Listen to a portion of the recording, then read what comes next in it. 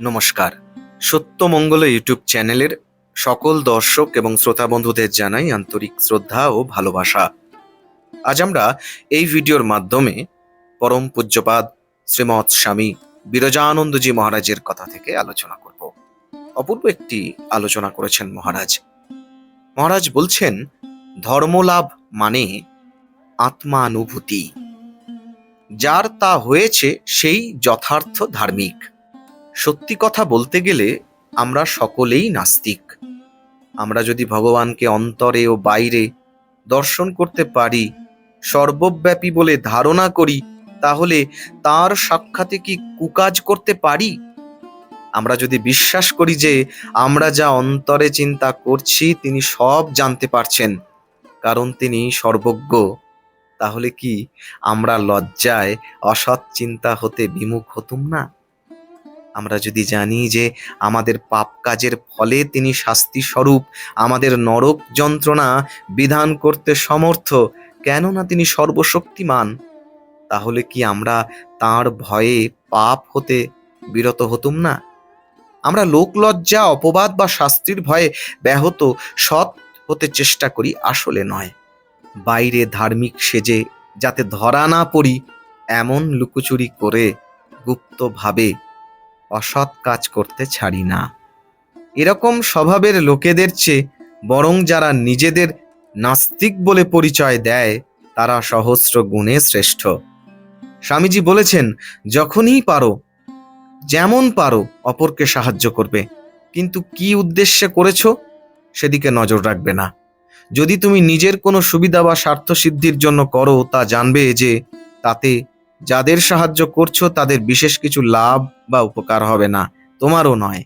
কিন্তু উহা যদি নিঃস্বার্থ হয়, তাহলে যাদের দিচ্ছ তাদের তো প্রভূত সুখ ও কল্যাণ হবেই, পরন্তু তার সহস্র গুণ সুখ ও কল্যাণ তোমার নিজের হবে। তোমার বেঁচে থাকাটা যেমন সত্য, এও ঠিক তেমনি ধ্রুব সত্য। পূজা দুই প্রকার, বাহ্য ও মানুষ। বাহ্যিক পূজায় দেবতার মূর্তি, পট, ঘট, দারু ও শিলা প্রভৃতিতে দেবতার প্রাণ প্রতিষ্ঠা করে পূজা করা হয়। আমরা মানুষ, মানুষের জীবন ধারণের জন্য যা যা দরকার এবং মানুষ যাতে সুখ, তৃপ্তি ও আনন্দ পায়, দেবতার পূজায় সেই সব জিনিস তাকে নিবেদন করা হয়। যেমন পাদ্য, অর্ঘ্য, আচমনীয়, আসন, বসন, ভূষণ, ফুলের মালা, গহনা ইত্যাদি। গন্ধপুষ্প, চন্দন, ধূপ, দীপ, নৈবেদ্য, ফল মূল, মিষ্টান্ন, পায়েস বা অন্ন ও পুরী ব্যঞ্জনাদি, ভোগ, পানীয় জল, তাম্বুল, শয্যা, ব্যজন, স্তোত্রপাঠ, গীতবাদ্য, নৃত্য, আরতি ইত্যাদি। কোনো উপকরণ না থাকলে ভক্তি ভরে ওই সকলের অনুকল্পে কেবল জল দিয়েও পূজা করা যায়। মানস পূজায় দেব বিগ্রহের বা কোনো উপকরণের দরকার হয় না। দেবতার মূর্তি হৃদয়ে ধ্যান করে মনে মনে উপরোক্ত দ্রব্যাদি কল্পনা করে তাকে নিবেদন করলেই মানস পূজা করা হলো। এ পূজায় ব্রাহ্মণ, চণ্ডাল, অস্পৃশ্য সকলেরই অধিকার আছে। এ পূজায় সূচি অসুচি, দেশ, কাল, বাধা নিষেধের কোনো বালাই নেই, কেবল মনোসংযোগের দরকার। অন্ন বা ভোজ্য মাত্রই জীবগণের সাধারণ সম্পত্তি, ইহা উপনিষদের শিক্ষা। পরপীড়ন বা অপরকে বঞ্চিত না করে এক গ্রাস অন্ন কেহ মুখে তুলতে পারে না।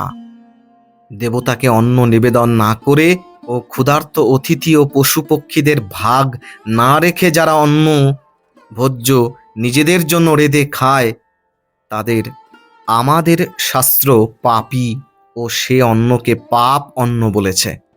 গৃহী ব্যক্তি ক্ষুধিতকে অন্ন না দিয়ে নিজে ভোজন করলে শাস্ত্রে নরক ভোগের ব্যবস্থা আছে। এটি বৃহদারণ্যক প্রথম অধ্যায় পঞ্চম ব্রাহ্মণ দ্বিতীয় শ্লোকে আছে। তবে অসমর্থ পক্ষে যথাসাধ্য করণীয়।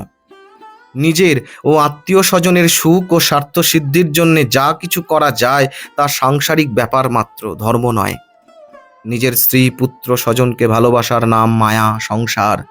সর্বজীবে ভালোবাসার নাম প্রেম, দয়া। সেইরূপ যা কিছু পুণ্য কর্ম, তপস্যা পূজা বা সাধন ভজন নিজের ইহকাল বা পরকালের সুখ ও কল্যাণের জন্য করা হয় তা স্বার্থপরতা, আর সেই হিসাবে উহা ধর্ম বা আধ্যাত্মিকতা নয়।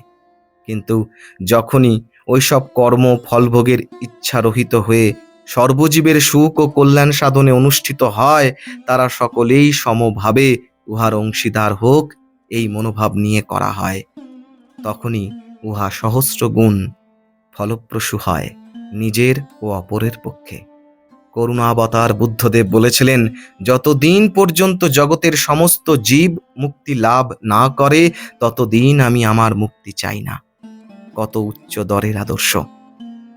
কিন্তু পরের কল্যাণের জন্য নিষ্কামভাবে কর্ম করে সহস্রগুণ ফল লাভের আশা যদি পোষণ করো, তাহলে আর নিষ্কাম কর্ম হলো না, সে তো সেই 1 গুণ কাজ করে 1000 গুণ ফল কামনা করা হলো।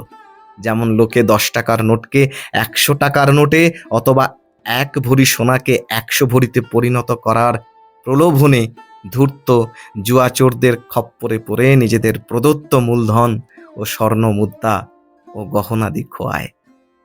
এমনটাই অপূর্ব একটি শিক্ষণীয় আলোচনা করেছেন পরম পূজ্যপাদ শ্রীমৎ স্বামী বিরজানন্দজি মহারাজ।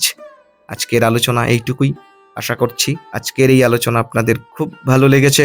আর সত্যিই যদি ভালো লেগে থাকে তাহলে প্রতিদিনের মতো ভিডিওটিতে একটি লাইক, শেয়ার, কমেন্ট ও চ্যানেলে যারা নতুন এসেছেন তারা চ্যানেলটিকে সাবস্ক্রাইব করে সত্যমঙ্গল ইউটিউব চ্যানেলের পাশে থাকবেন। ধন্যবাদ।